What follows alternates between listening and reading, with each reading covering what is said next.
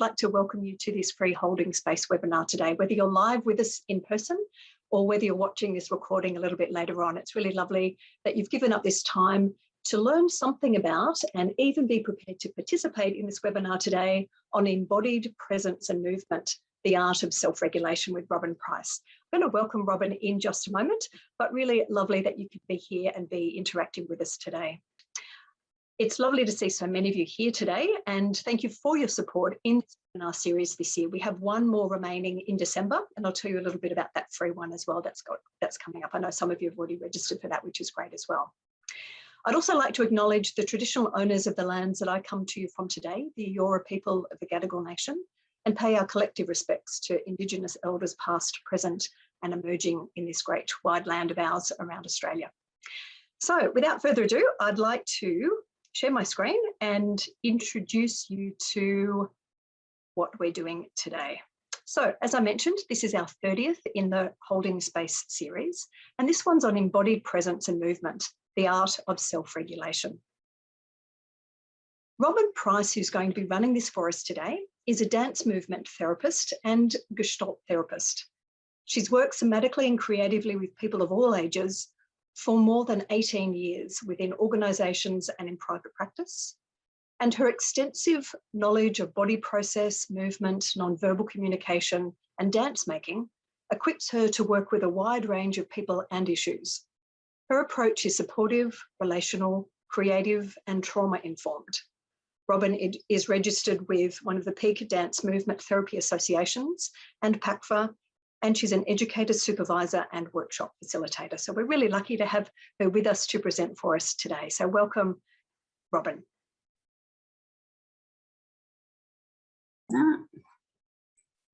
Okay, so hi everybody, lovely to be here. We have about an hour now to spend together, and really the reason I come here is to bring you some movement experiences and introduce the idea of how we might bring embodiment into the therapeutic space, both for ourselves and for others. And I place this in the context in which Jackie has developed this program or this series of workshops, which is in the context of the COVID-19 pandemic, which continues to evolve up and down in our worlds at the moment. So let me just bring up, I just wanted to let you know what we're about to do. I will share this with you. Okay. So in terms of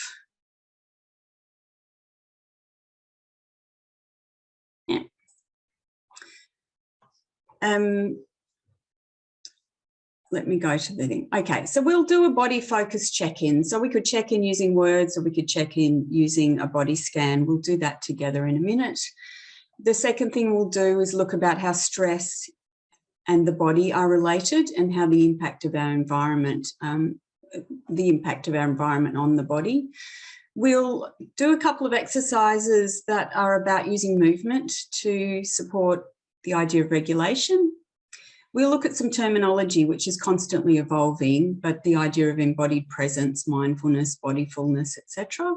And then we'll end up with an exercise in which I invite you to be present with another, and the other that we have today is actually a recording of somebody moving, and we'll see the idea of tracking that in our own body, seeing what the responses are in ourselves as we observe another moving body. So let me come out of that. I'm just going to unshare this if I can get back to where I was. Sorry, Jackie, I just lost myself. Oh, sorry. Yeah, okay.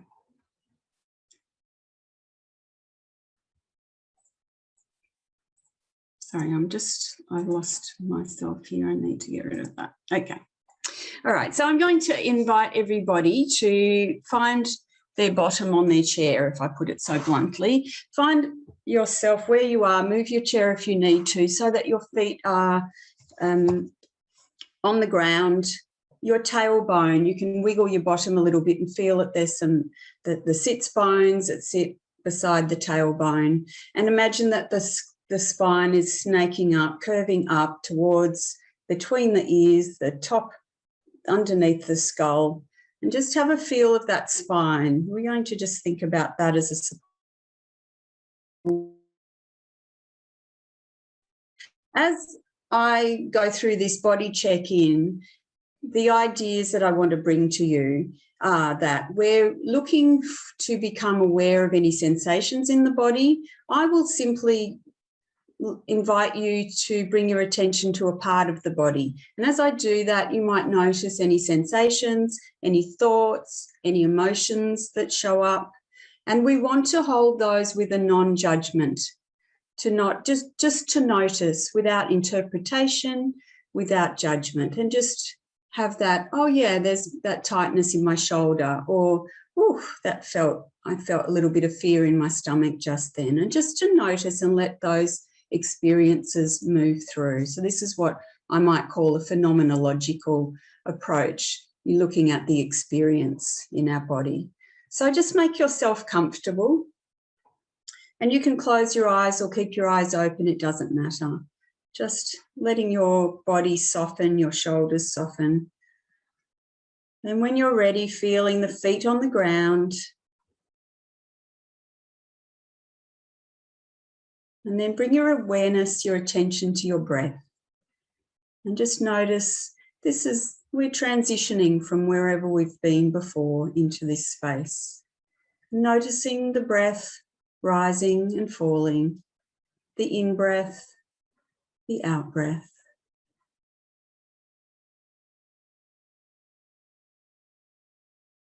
Just being present and noticing how your breath is.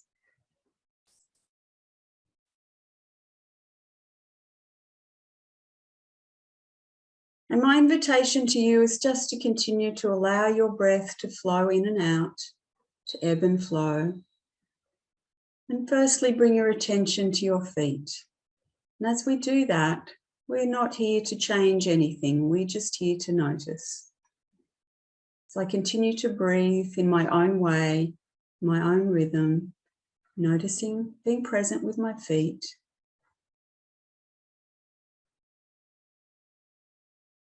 And my ankles, moving your attention to your ankles.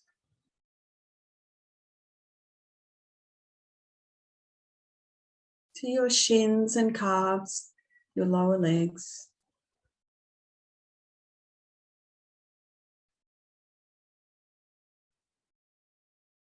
Just noticing without judgment. If you notice you're holding your breath, let it go. Let it out. Bring your attention to your knees, your thighs, the front and backs of the thighs.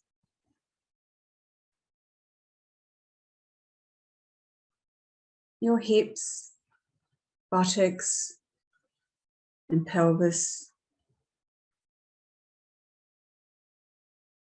And all the time, your breath continues to flow in and out. Move your awareness to your back, the lower back, the back of the rib cage, shoulder blades, and the back of the shoulders. Just being present with your back. Moving your awareness to the front of your body, the belly, the rib cage, the front and side of the rib cage, the chest, the front of the body, your shoulders,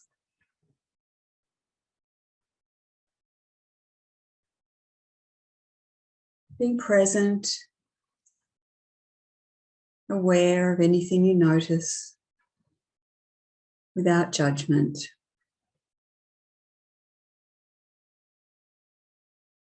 The upper part of the arms, just moving your attention there, your elbows, forearms, wrists and hands.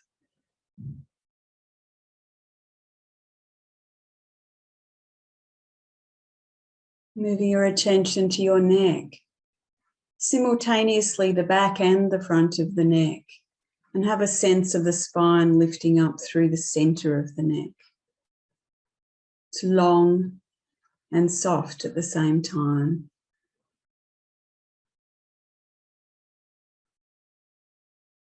The back of the head, the face,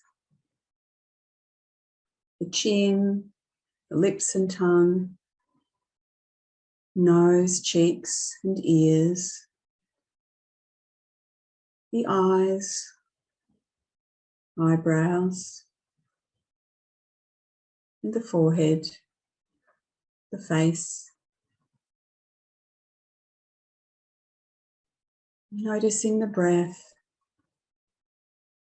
And bring your attention lastly to the crown of the head.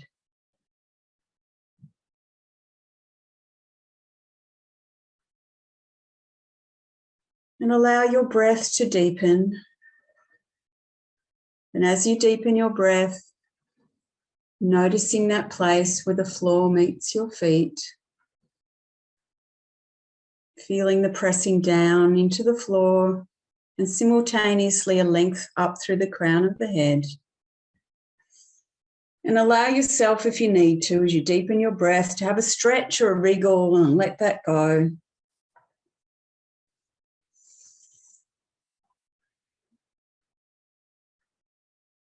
And if you want to, you might have a word or two that you'd like to share. You can share that into the chat, perhaps. So we have more than a few people. Just one or two words.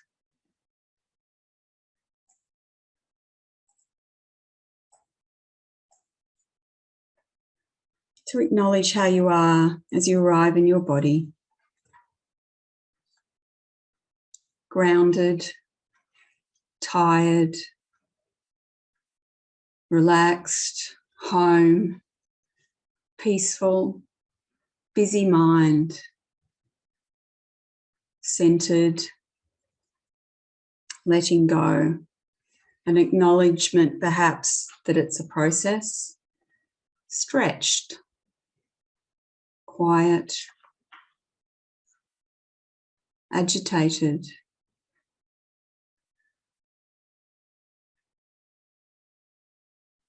quiet, relaxed exercises, not necessarily for everybody, and do not necessarily relax people, and we'll talk about that shortly.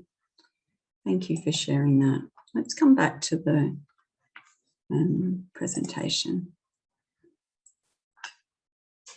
Yeah, you get to share.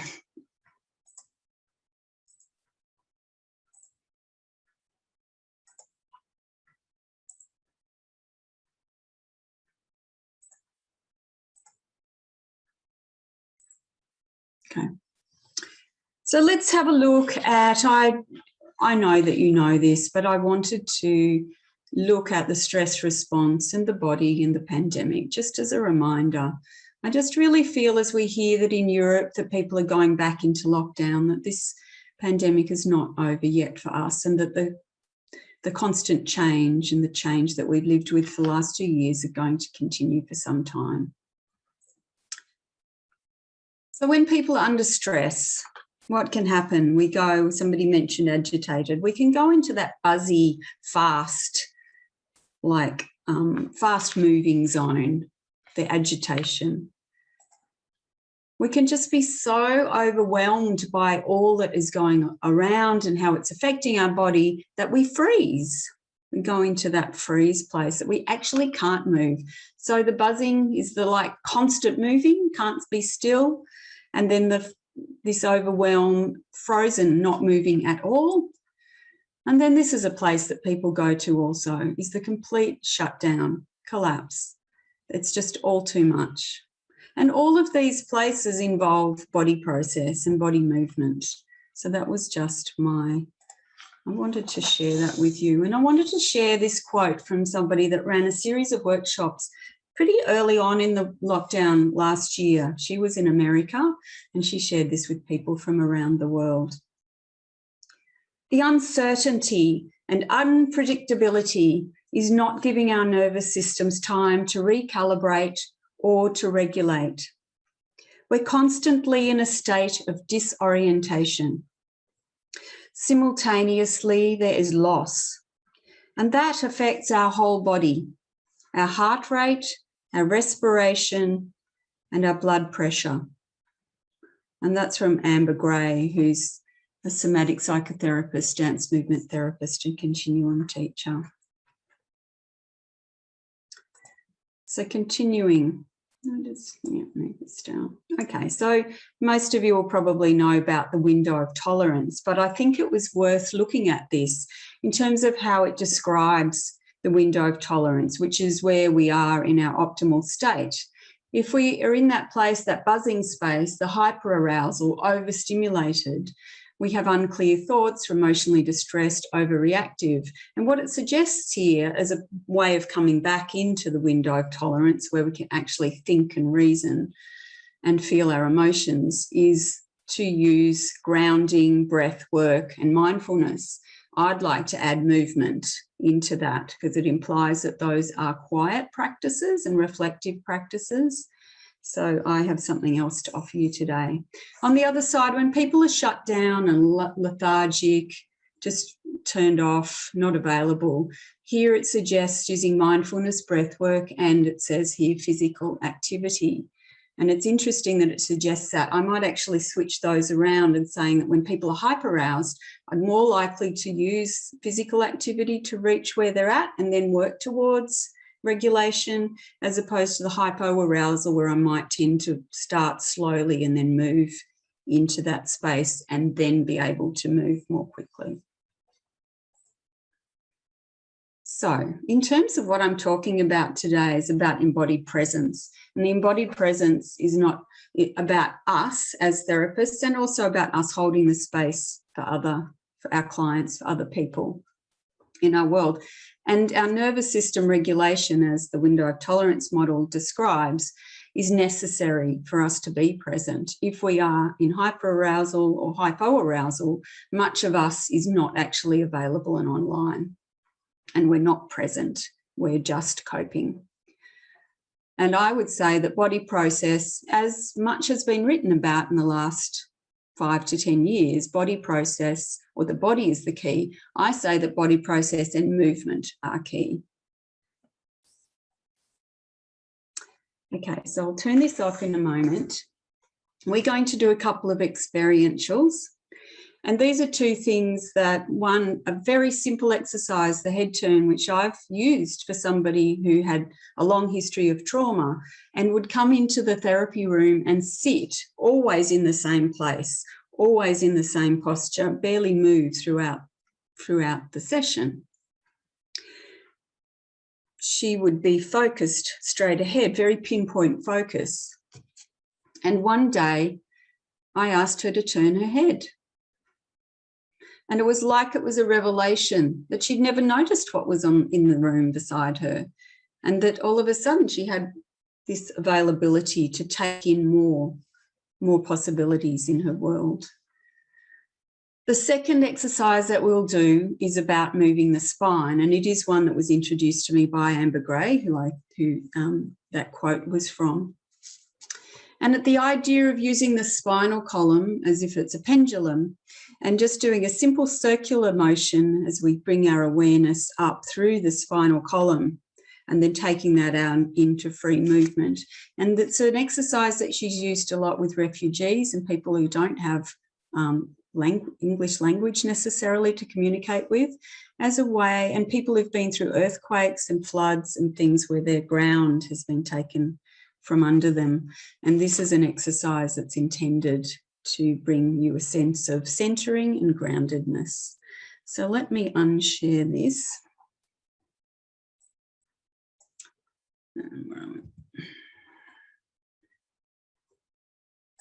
Okay.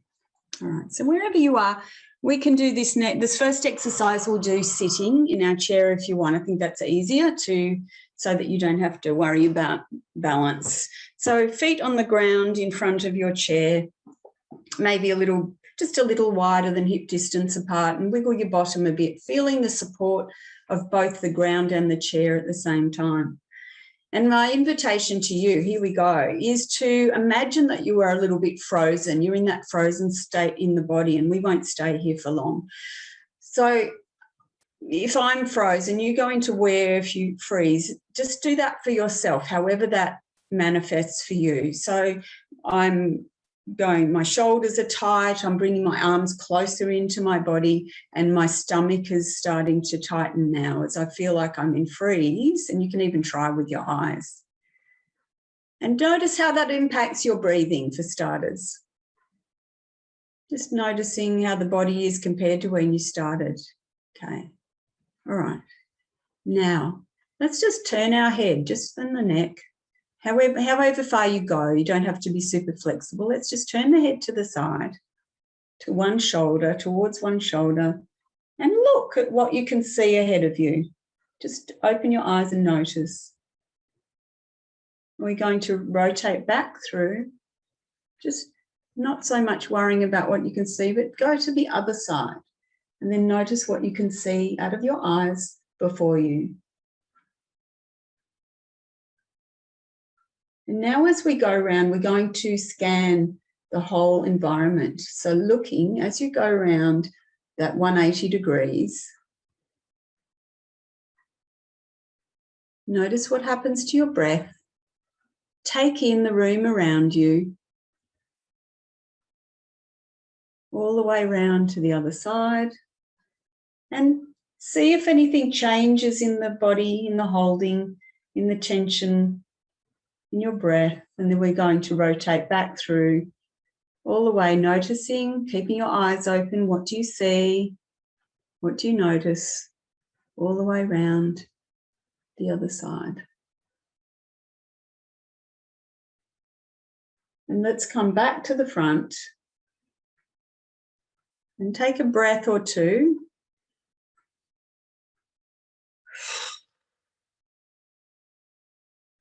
Would anybody like to share if that made any difference for them, moving from that place of freeze? You can just unmute yourself if you want to share something. Yeah, I'd like to share, Robyn. Mm. In the invitation to be frozen, very similar to you, I felt very clenched and restricted in my upper chest, and my stomach was clenched as well. And in the slow movement, my breath started tracking the pace of the movement. So when I was turning right, I was breathing in. So just over that few times, my breath became much fuller and longer. That was my experience. Okay, thank you, Trish. Annalise, I saw you unmute. Thanks, Robyn. Yeah, I just noticed same thing when you were putting us in the state of freeze and my stomach clenching, and the movement, because I was focusing on the movement of my head, my stomach just naturally relaxed. It's like the energy, it was an energy transfer of what I was doing with my muscles. So, thank you. There was somebody shared something. Okay, so somebody, Suzanne Story, said, I could notice a lot more of my surroundings. Normal breathing returned. So there's something about coming into our senses, I'm sure you all know that, that will actually bring us into regulation. Just the simple act of seeing, but seeing and moving. Yeah, Robyn, I often will use that grounding where I'll get people to look at, find some objects in the room and look at those. But there was something for me around the rhythm of moving the neck in that arc, which was particularly engaging with the environment for me. It was quite a different sensation. So I'm very curious about that and very grateful to have learned the difference with that. That's really helpful. Thank you. Thanks, Mike. Liz, did you want to say something? Yeah, I actually felt a little bit more anxiety for some reason. Yeah. So this, what I'm presenting to you today is some quiet practices and some more upbeat, more active practices. And I've worked in different environments, and I work well, before COVID, I was working in drug and alcohol recovery. And in that space, there's a lot of sort of held, pent up energy. And in that space, I always start with something more active. If I'm in a place where there's really not much movement going on, say in the mental health space, when people can be quite unwell, or maybe some aged care settings, I can start with a quiet activity and then move to bring the energy up. So what you're saying, that might not be the right thing for you to do today. And that would be what, you know, working in this way would be gauging which is the place that works for you. As opposed to, and I will say, and I say this with great respect, that a lot of treatment protocols will suggest that people do relaxation and yoga to help with stress. And that's great for a lot of people, and for a lot of other people, which includes me, that doesn't work for them to begin with. It's something that's helpful, but there's something else they might need to do before they relax. So I just want to offer that from my thing. Okay, so just want to share one more before we move on. Okay, the put yourself into freeze was really uncomfortable, which is great insight into client experience too, absolutely. And the last thing I want to say on this, related to that, Suzanne, is that I worked with someone who had an eating disorder, and it wasn't possible for her to be present with her breath. It was a really unsafe place. And there's writings about that. We acknowledge that together. Just because that works in the literature doesn't mean it's going to work for every one of your clients. And so we ended up working with bringing attention to her feet, which was a far less intimate place. And within about 6 weeks of working together and inviting awareness in the body, she actually was able to notice her breath rhythm for herself. So it's not something we go black and white, I'm not going to go there. There just might be another entry point. But yes, thank you for saying that it's insight into. It doesn't work for everybody, and we have to know that that's possible for our clients. Okay, so let's have a look at embodied, the idea of, oh no, sorry, got my best bit. All right. We're going to stand up now. The first part of what we're about to do will be without music, and then I'm going to actually add some music, and we're going to have a bit of a moving to music, if you don't like the dance word. All right, so if you can, you're most welcome to sit, but moving the spine from head to tail, from top to bottom, is actually a little bit more difficult in the seat, but you're welcome to do it seated. All right, so I don't know how much you can see of me. We're going to think about the tailbone down here between the buttocks and up underneath the skull, the top of the spine. We know that it's a series of curves necessarily. Now, softening the knees, slightly bending the knees, just have a bit of a bounce, feel the floor underneath you. Now, what we're going to do is work with the spinal column. Imagining a pendulum with a weight on the bottom, and bring your attention to the tailbone, little pointy bone at the base of the spine. Just let your breath in a couple of times. All right, so all we're doing is going to be rotating. I don't know that it matters if it's clockwise or anti-clockwise, but retaining the same direction as we go up. We're going to just try tiny, tiny movement, the base, that tailbone, circling, a really small circle in the tailbone. Just bringing your attention there. And little by little by little, we'll bring our attention up through the vertebra of the spine. Just circling. So let's move up just a little.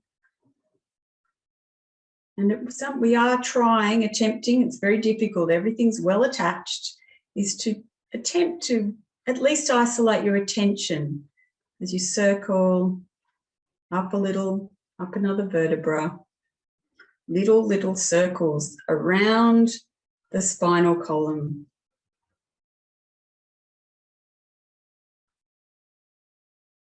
circling around the spinal fluid, maybe up to the waist now. Little circles, and see if you can isolate that part, inviting it into the circling.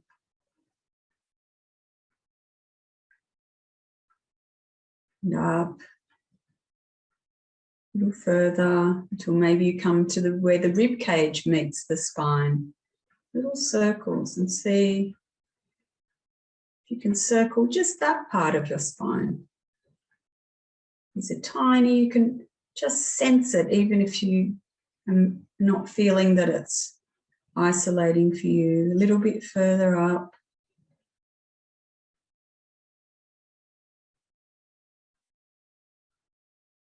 Depending on how flexible you are in different parts of the spine, you might find less movement available. We'll just climb up between the shoulder blades now.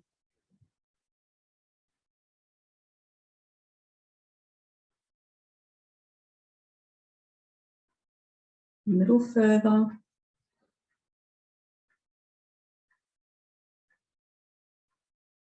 And what about the neck? Can we very gently circling the neck?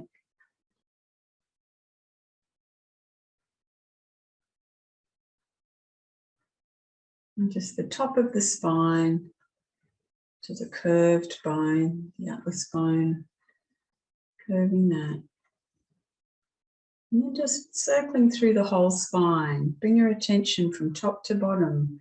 Just taking that circle. I'm going to put on some music.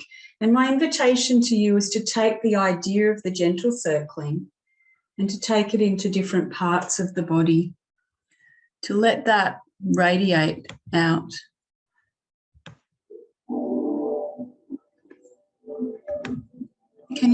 Can everybody hear that? Yeah, thank you.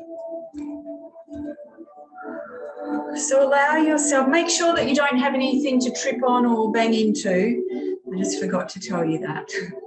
So just taking those circles very gently, very fluidly, naturally. There's no right way to do this. But the movement comes from the inside out.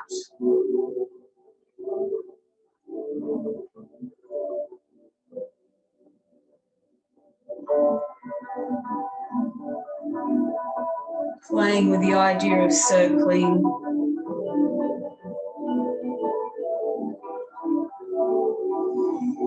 It could be very small, subtle movements, maybe just a wrist, it could be the hips circling, it could be an arm reaching out.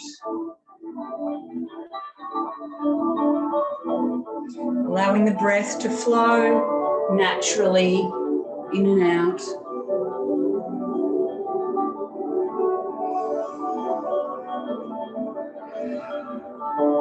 You can move quickly or more slowly, doesn't matter.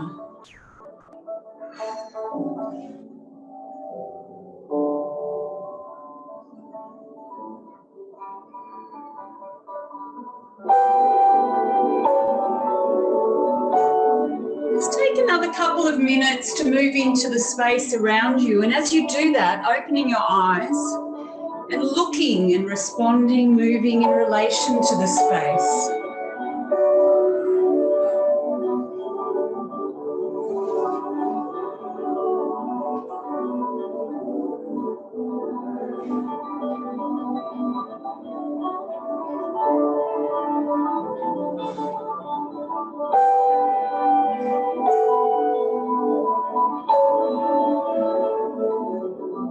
Coming back to your own body, bringing the movement smaller and closer to the body.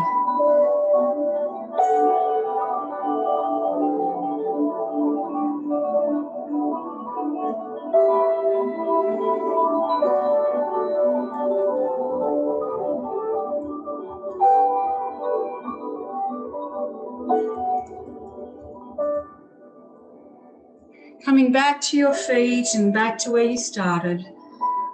Just maybe rotating or moving from foot to foot. Maybe just the base of the spine circling. Allow your breath to flow in and out.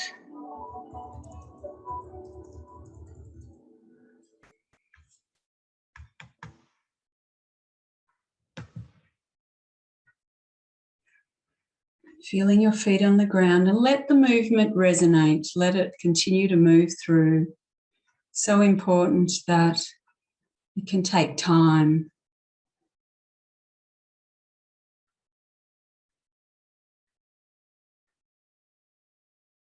Noticing how your breath is.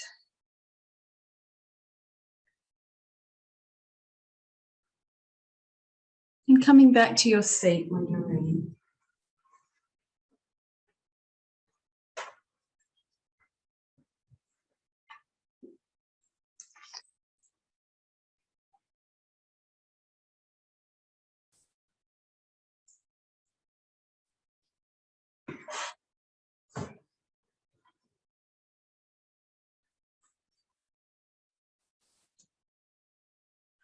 I will just say, and I think I'd written it before, that things like working with the spine gives you an opportunity to work with the link, the connection between the upper and lower body, to do with centeredness, a feeling of having a center point. And the way that you can work with that internally as well as externally. And in my work, I might work with another person and we might do that together. And in the improvisation, I might move back a little and move in relation to them, but give them the space to be able to move more freely however they need to. So clearly I'm doing things very quickly for the sake of the time that we have today. And, you know, I might work on some of this material and we'd have an hour and a half to work. But one of the things I do, somebody says it's better than a session at the chiropractor. I actually think we think that we have to be so clever in how we attend to our body, but sometimes very natural practices like this can just allow the joints to loosen up, us to bring fluid in, to be able to move more freely and unlock, as opposed to going to someone who has to unlock on our behalf. Would anybody like to share anything? I have a few people just to share anything they noticed. And as we said, like the contraindicated or indicated or helpful, unhelpful, be good to share into the space. Okay. I might make a comment, Robyn. I noticed when you said... Oh, sorry, I realised that I turned down my volume so I couldn't hear. So if anybody said something, I apologise. Did someone speak before you, Mike? That's all right. I was just going to say, when I was moving and you said orient yourself to the space, there was something about that allowed me to connect more with the environment, or invited me to connect more to the room I was in. And I really liked that invitation. Mm. Sorry, Annalise, did you say something? No. I just put my hand up, that's all, so you didn't miss anything. I just wanted to say, I'm not sure quite how to put it into words, but it's nearly like through the movement, and when I really let myself get into the movement, my breath nearly became, the only way I can describe it, it's like my breath became an entity, like a part, like a consciousness within myself that seemed to then be the thing that was directing my body and my movement rather than my mind. So it's like my mind shifted out and my breath became the consciousness. Yeah. So yeah, a really trippy experience. I noticed that about my breath as well, exactly the same. You described it really well. Thanks, Annalise. Oh, thank you. I'm not weird or too weird. No, and it's funny you say that, because I was having a feeling at the moment that my breath was supporting the movement at one point, and I thought, do I say anything or not? No, I won't say anything. So maybe that was in the room. Yeah. Okay. Robyn, yes. I just wanted to say I liked that dual connection I had with you as an instructor, giving me instruction but not being intrusive, and I was able to just either connect with my body and myself, but also connect with you you know, like holding the space and giving the instruction. I kind of liked that interconnection I felt. Mm. And that's obviously a place in the work where, to begin with, probably people need a little instruction, and as you continue to practice those things, you get out of the way even more and just set it up and off it goes, and there's no need to say very much. So yeah, thanks for pointing that out, Carmel. Let's go on. Can I just ask something, please? Yes, sorry.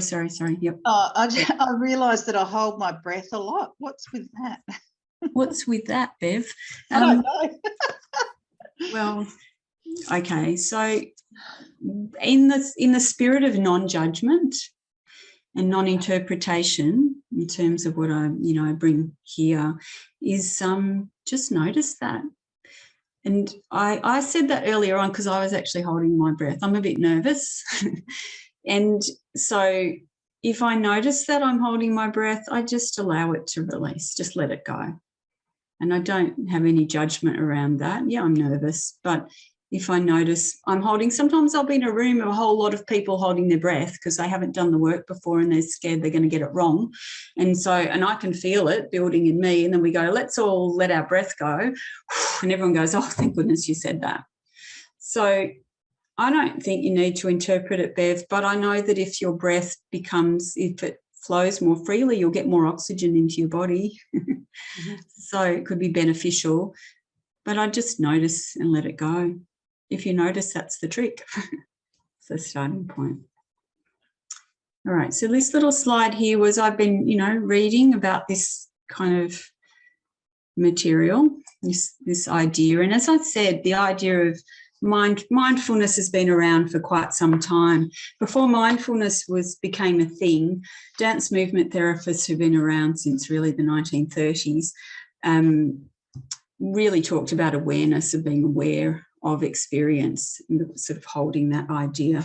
And then it became mindfulness, and then everybody's embodied now. And so we just acknowledge that there's evolving terminology in this space, and some of it's interchangeable and some of it's slightly different, and that doesn't really matter. I think it's more our intention.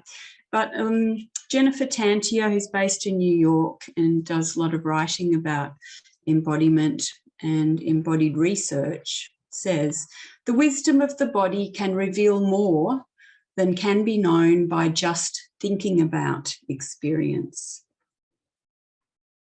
So we just hold that. So here are some of the words that are in this field: present moment, awareness, felt sense, vitality, phenomenological, physical and emotional simultaneously, whole body experience.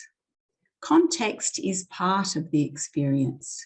Mind, body and situation. Aliveness.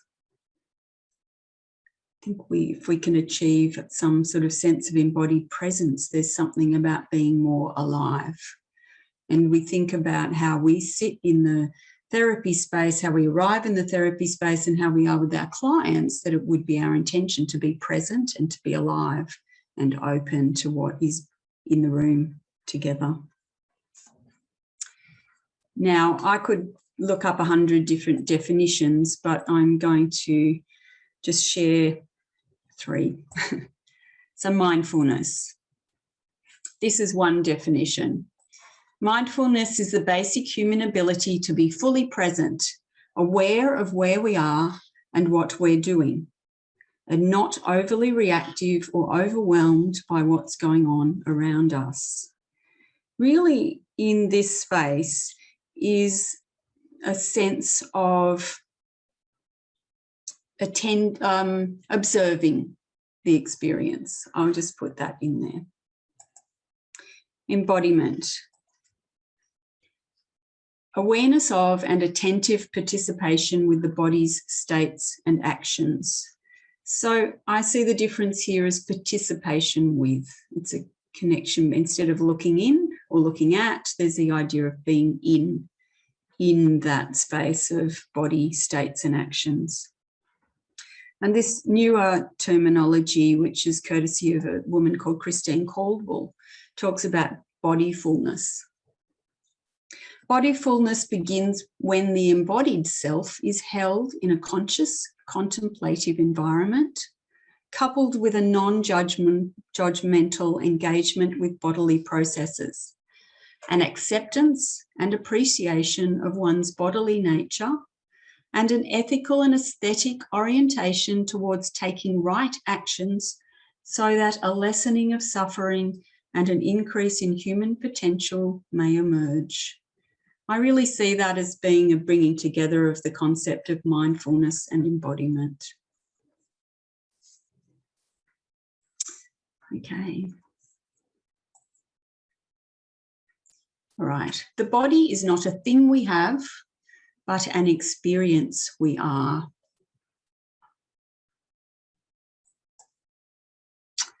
Okay, so let's just take a breath. How are we doing for time? Okay. The last experiential that I'm going to introduce you to is, as we've quite quickly come into our own bodily experience, my invitation is to be present with another. And in the case of this workshop, we're going to be in the presence of another who's actually a videoed person. As I play the video, I invite you to be that person who's holding space, who's observing, and being present with your own experience. And it's 2.5 minutes, the clip. It's somebody doing a practice called authentic movement. They have their eyes closed and they are moving from an inner impulse, following the impulse of their own body and just following whatever happens. There is music on this clip. It's not what they move to, so I'll have the music turned off. So I invite you to observe the person and being present with your own experience. And at the end, just record in writing or drawing, words or pictures, just noticing anything that came up for you, something stood out, something you noticed in your own body, some impulse. And then we'll go into breakout rooms and we'll share with a few other people before we come back into the whole group for the close. Okay, all right, so just get yourself comfortable. Our focus is really to hold the space for this person, and I hope that it might take a moment for it to come up on your screen, but let's...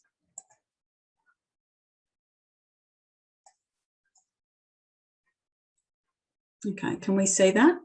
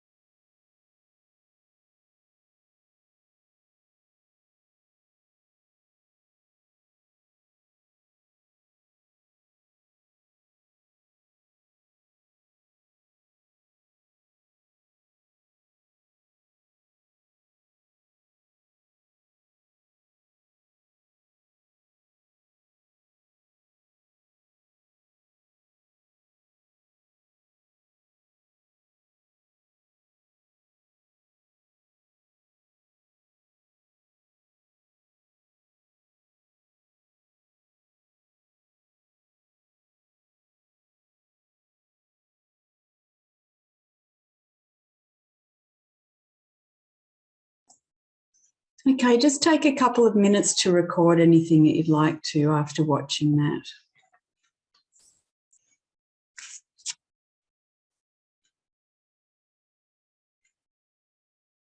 We'll just move you all into breakout rooms, 4 people, 3 or 4 people, and we're going to have, is 10 minutes too much?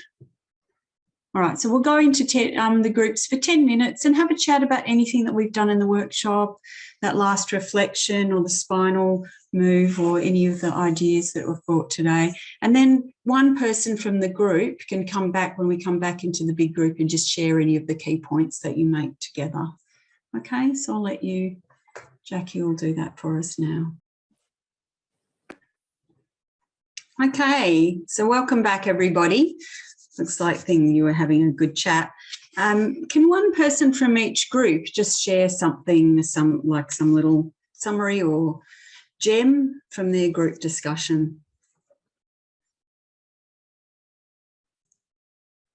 Yes, hi, Robyn. I'm Jenny. Hi. Although it says my name's Ellen, it's actually my husband's computer. I'm Jenny. So one of the things that we spoke about was the woman who was moving, how she held herself and how she held her hand to her chest and to her stomach on a couple of occasions, and how the sense was that it was quite a maternal type of movement, as though you were holding, you know, even a child to you. And she, you know, she placed her hands on her arm and her thigh at different times too. So there was a real sense of nurturing and self-care. Thank you. Hi, Robyn. I'm Amanda. Have I got my... There we go. How's that? Hi, Amanda.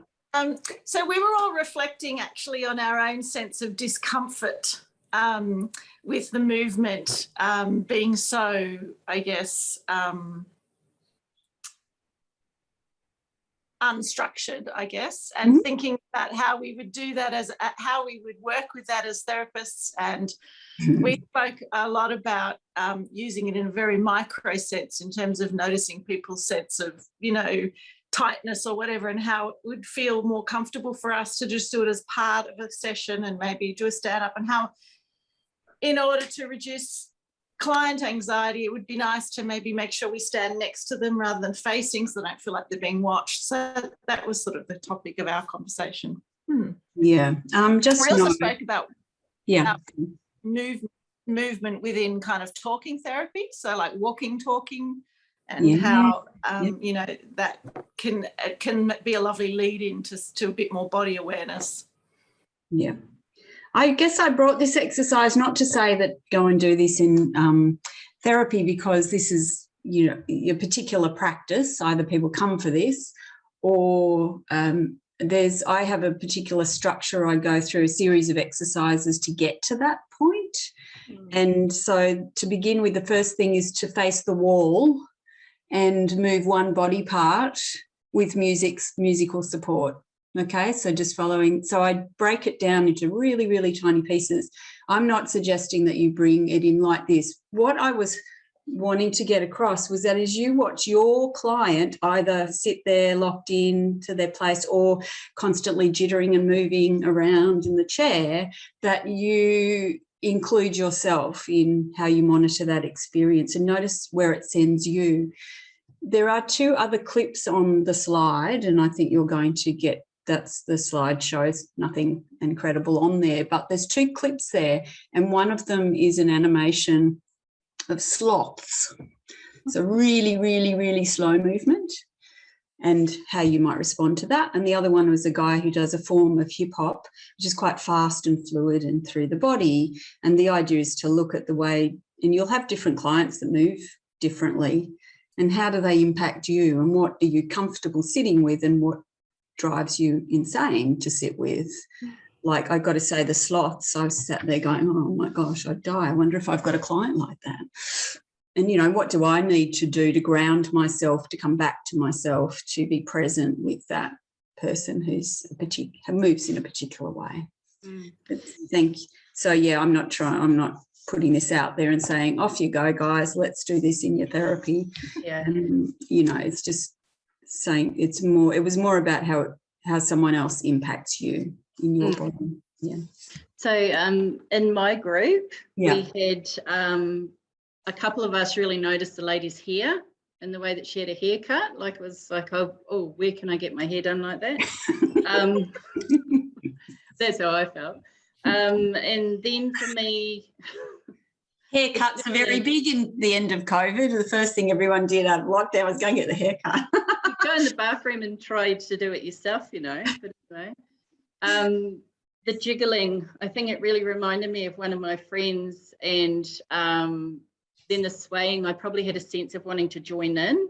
One of us was sort of really noticed that there was no beginning and no end. So for her, it was out of context, and it was sort of like, oh, hold on, what led into this? And then another one of us noticed the hands going to the stomach and to the head, and had a sense of anxiety and tension.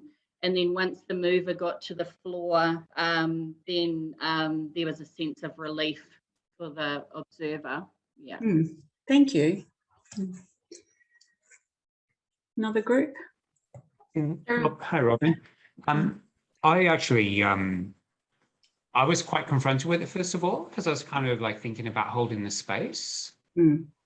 And having someone moving around that much, it took me a while to relax into just letting that person move around. But I was with Julia, who had the opposite experience, who almost wanted, you know, essentially reminded you almost like joining in with them. But I was kind of like, oh, this feels really unfamiliar, because my client is always just sitting still in front of me, of course.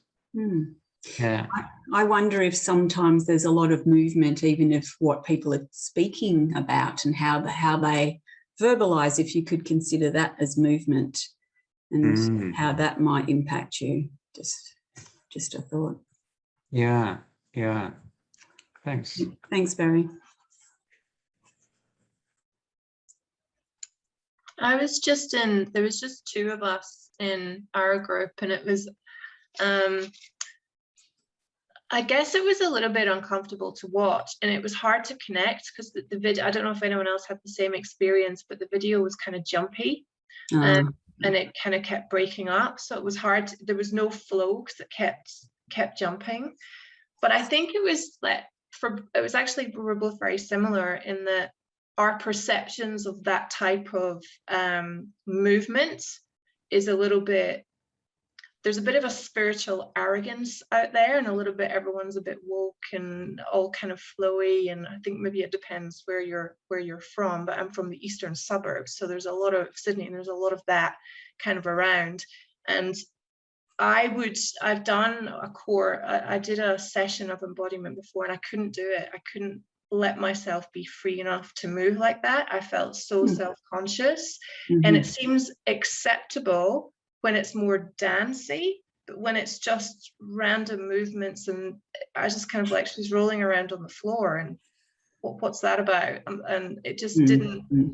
And I think there is, and I was kind of thinking, I don't know whether I want to say this, but I think there is a bit of a barrier for me, and I think I would get a lot out of doing this stuff, but I can't let go, and I look at it and go, what? I don't know if anyone else can relate to that. But. Nice. So, Amy, as much as what I said before was that a lot of people do this sort of work, sight unseen, walk into a group of 100 people and do this sort of practice. Yeah. And that to me is not necessarily safe. It's fine for a lot of people, and for some it's not. It doesn't have to be something you do, but if you choose to maybe inquire about that, as I say, there's a whole lot of you break it right down to the basics of, like, even just opening the hand and doing something like that. And the difference between following someone else's movement and finding a movement from within is quite a shift. You know, I was a trained dancer, and to go from that to doing expressive improvisation took about a year before I could let go of steps. So it's not something that just, you know, everyone's meant to be able to do. And I, as I said, I was really just inviting you but we did it a bit quick, and perhaps I didn't give enough background and to go into that, but it was about just holding space for another human, a moving human. But yeah, thank you for sharing that. Is there any, just a couple, we got a couple of, just there might be a couple of other groups quickly. Yeah, Annalise. Thanks. Yeah, our little group actually, I think we all found it quite beautiful. Some of the words we shared was that it was intimate and intuitive, and imagining being there as the client and kind of feeling what she was feeling. So it became quite immersive. And I think my sense was that we were all quite comfortable with watching her inhabit the space and nearly like creating a relationship with the space and herself, and that that it was just a very, I think we all found it quite positive and sort of anyway, there was no, I don't think there were any sort of barriers or boundaries between us as the viewer and the lady as the mover. So yeah, it was positive for us. Thank you. Now I'm aware of time. We've run out of time really. So can you just put your hand up if you were in another group and wanted to quickly say something? Has everybody spoken that wishes to speak? Tanya, was that, no? I had a... Yep. Yep. So some of us felt empathetic responses to where the dancer was putting had her limbs and bodies. For instance, like when she had put her hand on her chest, like I felt that even though my hand's not on my chest, some of us felt like the unstructured movements kind of was a little bit difficult to interpret, but that they went with the flow of her movements and wanted to sway, and other members of the group felt that they were quite, not necessarily distressed, but a little bit maybe kind of thinking about why she was in a fetal position and what would happen if that was a client and taken out of context, actually being on the floor in a fetal position and how they might respond to that, and what it brought up for them if they saw a client on the floor in a fetal position, and wondering whether or not she was actually in distress and why else she would be in that position.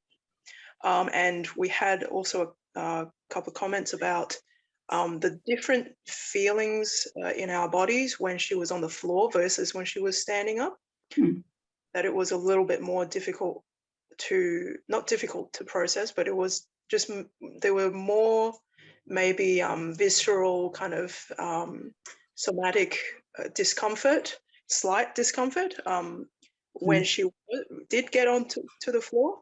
And there were a couple of comments about the thoughts that she had, just about thoughts coming in to ruin the experience. like I actually personally thought, oh, there's no mats on the floor, and that would be quite uncomfortable to be rolling around in expressive dance. So there's a lot there when we hold a space for another person, and that's just as much as sitting on a chair to chair across the room from somebody, as they move and we both bring our whole embodied experiences. I'm really sorry if one of the groups hasn't had a chance to speak, but we really do need to wrap now. Thank you, Robyn. I will just jump in here. We've just got another minute to finish up. So if you can hold still for just one more minute, I'll give you the link for the quiz for today. But I'll be emailing it as well if you do need to go now, so I completely understand. But I'd like to thank you, Robyn, for this lovely introduction, because it just is a very brief introduction to embodied presence and dance movement therapy. And Robyn might be doing some more training for us next year, so look out for that. I'm sure a lot of you might be interested in thinking more about the applications of this and how you might be able to understand more about it and use some of it also.